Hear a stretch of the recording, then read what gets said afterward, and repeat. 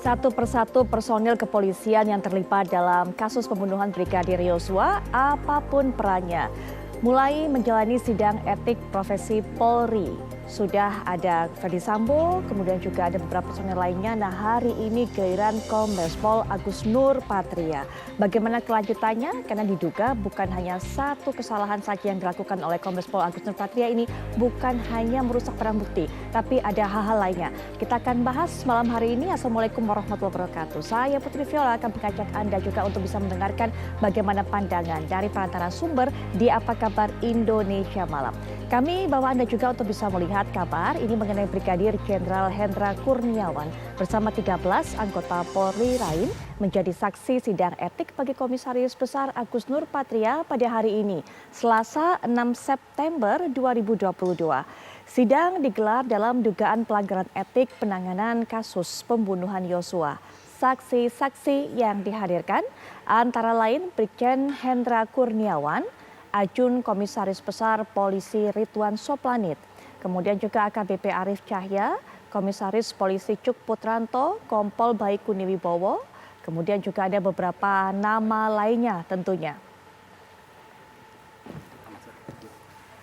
Anda juga bisa melihat di layar kaca para tersangka personil kepolisian yang diduga terlibat obstruction of justice, upaya untuk penghilangan, kemudian juga untuk mengganggu proses penyidikan dalam kasus ini. Anda juga sudah melihat nama-namanya tadi.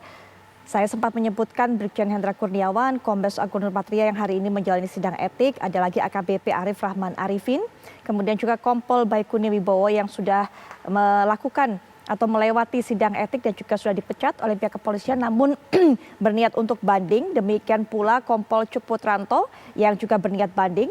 Kemudian ada AKP Irfan Widianto dan Irjen Pol Ferdy Sambo yang juga sudah dilakukan sidang etik pertama tentunya pada saat itu dan juga sudah dipecat namun juga mengatakan untuk mengajukan banding. Sementara itu Kombes Pol Agus Nur Patria ini merupakan mantan Kaden A Biro Paminal Divisi Propam Polri. Saya mungkin bisa berikan sedikit informasi kepada Anda bahwa berdasarkan informasi setidaknya diduga Kombes Pol Agus ini terlibat dalam kasus ini memiliki 4 peran, termasuk diduga menjemput dan mengambil barang bukti serta 3 saksi dari ruang Biro Provos untuk dibawa ke ruang Biro Paminal. Kemudian juga diduga menerima perintah dari Brigjen Hendra Kurniawan untuk mengamankan, mencopot, mengganti DVR CCTV. Sambil Anda juga melihat di layar kaca peran 7 tersangka dalam kasus pembunuhan Brigadir Yosua. Ini dia Kombes Pol Agus Nur Patria yang tadi juga sempat diberikan keterangan oleh pihak kepolisian. Ternyata bukan hanya satu hal saja yang dilakukan, bukan hanya merusak barang bukti, saya sudah ungkapkan tadi, ada 2 hal lainnya. Kemudian sambil Anda juga melihat siapa-siapa saja sosok-sosok yang juga terlibat dalam kasus ini melakukan obstruction of justice, saya akan lanjutkan penjelasan. Tadi saya sampai di poin yang kedua. Poin yang ketiga adalah Kombes Pol Agus Nur Patria ini kemudian diduga tidak memerintahkan AKP Irfan untuk menyerahkan CCTV kepada penyidik Polres Jaksel yang saat itu sedang menangani perkara dugaan penembakan Yosua. Sementara dugaan tindakan keempat atau pelanggaran keempat yang dilakukannya adalah Agus diduga memerintahkan penyidik Polres Jaksel agar saat membuat BAP, 3 saksi hanya mengganti berita acara interogasi Biro Paminal yang telah dibuat. Dia juga diduga berperan aktif dalam prarekonstruksi yang didasari oleh berita acara interogasi Biro Paminal dan menggunakan fasilitas jet pribadi dalam perjalanan pulang pergi Jakarta Jambi. Ini juga yang menjadi hal yang hangat dibicarakan pada hari ini. Personel kepolisian saat pergi ke Jambi menemui keluarga dari almarhum Brigadir Yosua menggunakan jet atau fasilitas jet pribadi. Fasilitas dari mana, milik siapa? Nah, ini menjadi perbincangan yang begitu menuai perhatian dari masyarakat. Sambil juga kita melihat di layar kaca, kami tampilkan juga peran dari masing-masing personel kepolisian. Nah, ini adalah Kompol Cuk Putranto yang juga sudah lebih dulu menjalani sidang etik, sudah dipecat dan ingin mengajukan banding. Baik, kami akan bawa Anda juga untuk bisa melihat bagaimana hasil sidang dari para pelanggar ini atau personel kepolisian yang terlibat ini. Hasil sidang etiknya masih terus atau sidang etiknya masih terus berjalan. Kita akan nantikan bagaimana hasilnya. Nanti juga pihak kepolisian tentunya akan memberikan press release-nya. Nah, sambil kita menantikan bagaimana hasil sidang etik yang dilakukan terhadap Agus Nurpatria hari ini, saya akan perkenalkan Anda juga dengan para narasumber yang sudah hadir bersama saya. Di samping saya sudah hadir Bapak Firman Wijaya selaku praktisi hukum. Selamat malam, Pak Firman Wijaya. Baik, dan juga sudah hadir bersama saya Bang Martin Lukas Simanjuntak selaku kuasa hukum dari almarhum Brigadir Yosua. Selamat malam Bang, sudah sehat? Selamat malam Mbak Putri, sudah lumayan. Saya sudah bisa dengar jelas suaranya, beda dengan minggu lalu. Nanti akan bergabung juga dengan kita Ibu Irma Huta Barat dan juga tentunya Pak Arianto Sutadi. Tapi kita ingin minta dulu tanggapan dari Bang Martin, bagaimana Bang melihat ini kan satu persatu personel kepolisian sudah dilakukan sidang etik dan semakin terungkap apa-apa saja yang dilakukan. Bahkan tadi juga pihak kepolisian dari bidang humas mengatakan ternyata bukan hanya satu hal pelanggaran yang dilakukan oleh Agus Nurpatria ini. Ada beberapa hal lainnya walaupun memang tidak dibuka satu persatu. Yang saya bacakan tadi hanyalah dugaan atau 4 dugaan tindakan. Bang Martin, begitu terus skemanya pelaksanaan atau upaya menutupi obstruction of justice ini? Ya, saya pikir gini ya Mbak Putri, kita bersyukur bahwa memang dugaan atas perbuatan orang-orang ataupun oknum-oknum polisi ini dimulai dari pelanggaran etik. Kenapa pelanggar etik? Karena memang semestinya dalam rangka melakukan jabatan, mereka itu tidak boleh menyalahgunakan jabatan. Oke. Nah, pada umumnya biasanya pidana dulu terbukti, ya, memiliki keputusan dan kekuatan hukum yang tetap, baru etik berjalan. Normanya ataupun secara kebiasaan itu yang terjadi. Dalam kasus ini saya lihat institusi Polri mau serius berbenah, mau serius bersih-bersih, mau serius menunjukkan kepada publik bahwa mereka tidak berpihak kepada orang-orang yang menyalahgunakan jabatan. Nah, ini perlu kita apresiasi. Baik. Adapun bibit bobot bebet dari 100 orang yang sudah diperiksa, ini kan kalau nggak salah sudah dijadwalkan 34 sudah diperiksa. Sudah ada sebagian kecil yang di PTDH. Ini pun harus kita apresiasi. Ya. Bagaimana kita 3 orang ya Bang sejauh ini ya? Ya, bagaimana kita mau mentolerir ya kesalahan yang seharusnya mereka lah benteng terakhirnya untuk mengantisipasi adanya kesalahan tersebut. Oke. Bayangin saja kalau seorang polisi ikut olah TKP ya, ataupun ikut melakukan pekerjaan penyidik dalam tanda petik negatif, justru dia menghancurkan TKP itu. Kalau dari temuan ya. Karena kan pasalnya 221 dan 233, obstruction of justice, penghalang-halangan penyidikan, dan juga terduga menghalangi ataupun menghilangkan barang bukti. Bahkan yang saya dengar juga ada laporan model A yang dilaporkan secara independen oleh penyidik cybercrime terhadap 6 orang tersebut. Jadi menurut hemat kami sidang etik ini bukan upaya terakhir yang akan dilakukan oleh kepolisian. Setelah ini mereka akan menindaklanjuti dugaan tindak pidana. Yang saya lihat ada juga dugaan tindak pidana cybercrime, itu pasal 33 dan juga pasal 32 kalau nggak salah. Dari segi mananya itu? Intercepting, terus menonaktifkan akses ya, CCTV segala macam itu. Itu yang saya dengar. Baik. Nanti pastinya seperti apa, fixnya seperti apa, memang lebih baik kalau sudah di PTDH baru dilanjutkan proses dugaan tindak pidana nanti melalui obstruction of justice dan juga dugaan kejahatan cyber. Apa hal positifnya sebenarnya kalau dibalik? Karena kalau tadi Bang Martin kan bilang biasanya pidana dulu, kemudian saat ini ternyata tidak etik terlebih dahulu. Apa kemudian keuntungannya? Apa yang menjadi pengaruh terhadap saat persidangan pidana nanti, Bang? Dalam rangka pengembalian citra Polri yang tadinya karena penanganan COVID itu kan sempat 80% ya.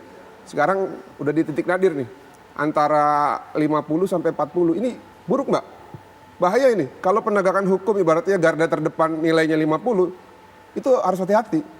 Nanti kita di jalan, mohon maaf ya, jangan sampai polisi lagi tugas justru dijambakin sama masyarakat, kan nggak boleh. Mereka harus didukung. Seperti saya pernah dengar cerita waktu sama dokter ya, ketika di Guangzhou, itu kepolisian Cina, dia berhasil sendirian meringkus 2 orang copet. itu seluruh wisatawan tepuk tangan. Nah, saya rindu di masa-masa yang depan, polisi Indonesia itu melakukan hal yang sama, menangkap copet sendirian dan nanti publik tepuk tangan gitu. Kalau ini kan lucu, harusnya menangkap penjahat, justru membantu penjahat yang juga oknum untuk melakukan kejahatan. Nah, makanya harus dibersihkan. Nah, kalau kebutuhan saat ini memang harus dietik dulu, supaya publik melihat keseriusan Kapolri dan jajarannya dalam bersih-bersih orang yang jorok. Karena kalau harus nunggu pidana, saya pikir Bapak ahli pidana tahu berapa lama harus sampai dengan inkrah itu ya, kalau kita ikuti upaya hukum biasa sampai dengan luar biasa. Sampai dengan inkrah itu kan sampai kasasi, berarti kurang lebih bisa setahun lebih. Begitu lama, begitu panjang waktunya. Betul, kan kasihan kepolisian kalau harus nunggu 1 tahun untuk recover kepercayaan publik. Jadi sudah tepat, memang harus dilakukan etik dulu. Baik, sebenarnya kita akan minta pandangan Pak Firman Wijaya mengenai hal ini. Nah, kita juga meminta apakah memang masyarakat ini percaya ataupun yakin dengan upaya bersih-bersih Polri. Mbak Irma Huta Barat, selaku aktivis Serikandi Bersatu yang memang sangat concern mengenai hal ini, mungkin bisa mewakili suara masyarakat. Bu Irma, percaya nggak dengan upaya Polri sudah cukup serius melakukan bersih-bersih ini dengan melakukan sidang etik satu persatu personel kepolisian yang terlibat ini disidangkan. Dan hari ini kita juga sudah tahu salah satu personil juga kembali mendapatkan vonis itu. Nanti kita akan tunggu bagaimana vonisnya. Bu Irma, silakan. Bu Irma, mohon maaf sepertinya ada kendala. Kami masih belum bisa mendengar suara Bu Irma. Kami akan coba perbaiki. Mungkin bisa dihubungi lagi Bu Irma. Nah, kita juga akan minta pendapat dari Pak Arianto Sutadi yang juga sudah hadir secara daring untuk terlibat dengan perbincangan ini. Assalamualaikum warahmatullahi wabarakatuh. Selamat malam Pak Arianto Sutadi. Assalamualaikum warahmatullahi wabarakatuh, Mbak Pos. Baik, waalaikumsalam warahmatullahi wabarakatuh. Pak Arianto, bagaimana kemudian melihat hal ini? Ada satu hal yang disoroti oleh Bang Martin Simanjuntak tadi, bahwa etiknya diselesaikan dulu, baru kemudian nanti sidang pidananya. Ini ternyata membawa hal positif, termasuk juga ini bisa mengangkat, setidaknya menunjukkan kepada masyarakat, Polri memang serius loh untuk bersih-bersih. Pak Arianto mungkin bisa berikan pandangan. Ya, memang kasus Pak Sambo ini kan sudah membanting polisi ke titik terendahnya gitu ya. Sehingga polisi ini ingin membalikkan ya kembali citranya. Karena kemarin itu begitu ada kasusnya Pak Sambo kan dibilangnya polisi seluruh Indonesia bohong gitu kan. Berita bohong yang disebarkan, polisi bohong-bohong terus gitu.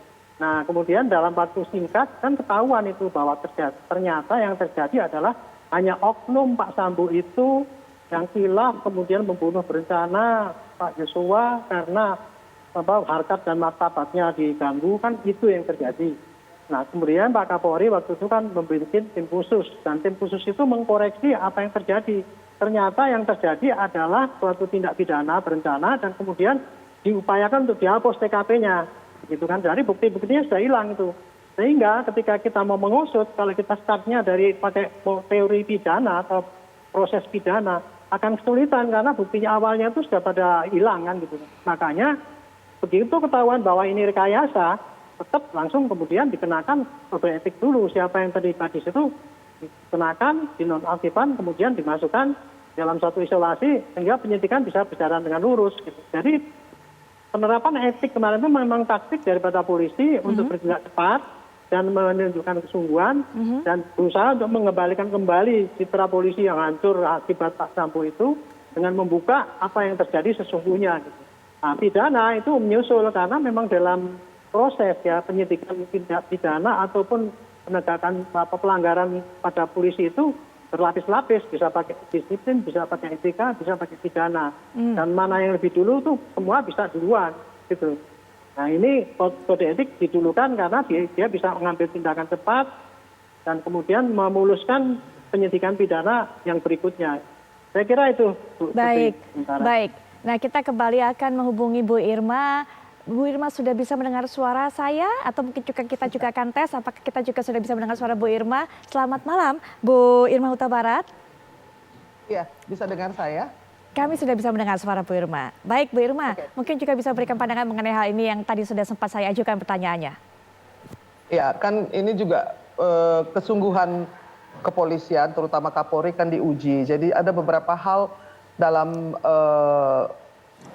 pelaksanaan kasus ini yang kembali meruntuhkan kepercayaan masyarakat. Ya kan, dari mulai awal sampai hari ini saya pikir memang publik masih belum percaya bahwa Polri sungguh-sungguh ingin membersihkan dan bebenah. Nah, tadi sudah dikatakan oleh Abang Martin bahwa ada banyak polisi atau perwira yang terlibat, ya. Tetapi selama ini yang ditampilkan kepada publik itu hanya sebatas pembunuhan di Duren 3 dan lalu kemudian cerita kembali ke Magelang, cerita omong kosong yang dinyanyikan oleh Komnas HAM dan juga Komnas Perempuan. Kalau seandainya pendapat publik itu didengarkan, maka dengan menonton TV, dengan melihat sosial media, saya pikir kepolisian harus betul-betul khawatir.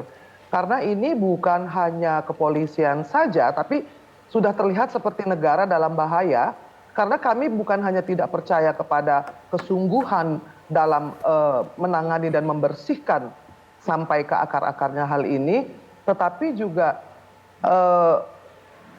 melibatkan komisi-komisi lain yang juga ikut nyebur dalam hal ini.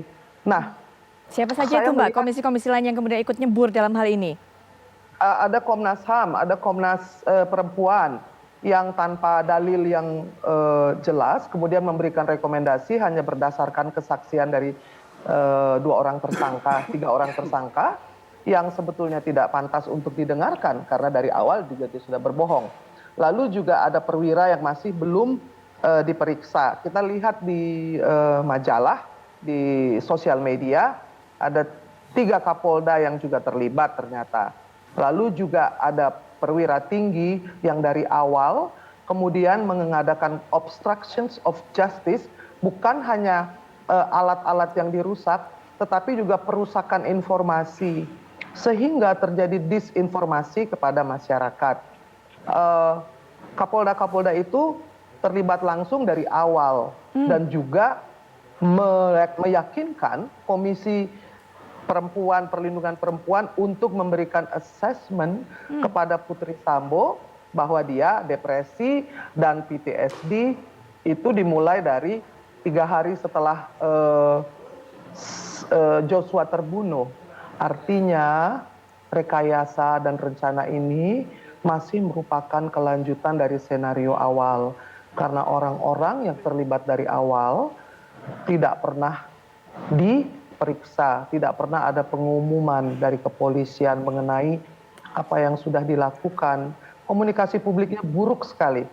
Kalau memakai komisi-komisi itu untuk menjadi corong, maka itu akan menurunkan kepercayaan juga. Kalau polisi menyidik ada update, ya kan Putri, itu tidak perlu Komnas HAM yang bicara, tidak perlu Kompolnas yang bicara. Jadi itu adalah perencanaan dari awal yang masih dilanjutkan hingga hari ini. Baik Bu Irma, nanti kita akan sambung lagi mengenai hal ini. Ini menarik yang disampaikan Bu Irma, saya ingin sekali minta pandangan dari Pak Arianto tadi mengenai hal ini. Ada Kapolda-Kapolda juga yang kabarnya terlibat, kemudian belum dimintai keterangan hingga saat ini, dan bahkan juga Komnas-Komnas ini terseret dalam kasus ini menjadi corong. Tadi dikatakan seperti itu. Pak Arianto bagaimana pandangannya? Bang Martin juga mungkin punya pandangan tersendiri atau catatan mengenai hal ini. Kami akan bawa Anda termasuk Pak Firman nanti juga akan mengolah dari segi hukum pidananya. Sesaat lagi.